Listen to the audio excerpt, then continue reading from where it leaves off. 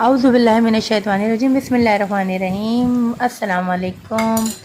आज हम लेकर आए बंस रोड के मशहूर फ्राइज़ जो बहुत ही क्रिस्पी और यमी बनेंगे। आपको आवाज़ से ही आइडिया हो रहा होगा जितने मज़ेदार और ये क्रिस्पी बनेंगे। तो बच्चों को और बड़ों को ये बहुत पसंद है, इसलिए हमारी रेसिपी को कुछ ट्रिक्स जो हैं उनको मुकम्मल वॉच कीजिएगा। और अगर आपको पसंद आए ये अंडा फ्राइज़ तो हमें लाइक शेयर और सब्सक्राइब भी ज़रूर कर दीजिएगा। ठीक है जी, आज हम चलते हैं अंडा फ्राइज़ की तरफ। हमने जो पोटैटोज़ के स्लाइस बनाए हैं इसको हम इक्वली साइज़ में काटेंगे। देखिए सारे के फ्राइज़ जो हैं इक्वल साइज़ में है।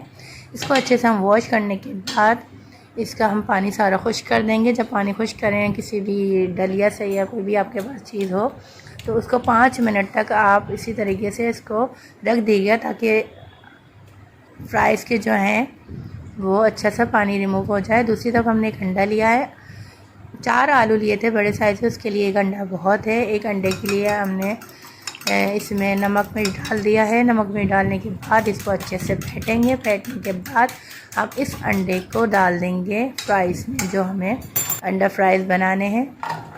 ये देखिए जी बिल्कुल रिमूव हो चुका है पानी इसका। अब इसमें हम डाल देंगे अंडा डाल के इसको अच्छे से मिक्स करेंगे। इतना मिक्स करेंगे कि हर एक स्नैक्स मतलब हर एक स्लाइस में जो है वो अच्छे से अंडे की कोटिंग हो जाए। फिर उसके बाद हम इसमें डालेंगे मैदा इसमें डालेगा आप 4 टीस्पून भर के। जी, जितना मैदा होगा उतना ही ज़बरदस्त सा इसमें क्रम्स आएंगे। और एक बात बता दूं, अगर अंडा आपको साइड से निकलता हुआ एक्स्ट्रा लगे तो उसको मत निकालिएगा, क्योंकि जो क्रम्स बनेंगे वो इस अंडे से ही बनेंगे। ठीक है जी, मुझे थोड़ा कम लगा था तो इसलिए 4था टीस्पून मैंने जो है अब ऐड करा है इसमें। सही है जी, इसको अच्छे से मिक्स करें। 5 से 6 मिनट तक इसको टाइम चाहिए ताकि हमारे जितने अच्छे क्रम्स इसमें बनेंगे उतने ही अच्छे से ये फ्राइज़ होंगे। इसको मैंने तकरीबन 5 मिनट तक अच्छे से इसको मिक्स करा है ताकि इसके क्रम्स अच्छे से बन जाएं। दूसरी तरफ ऑयल गरम करने रख दिया था, अब इसको हम डाल देंगे।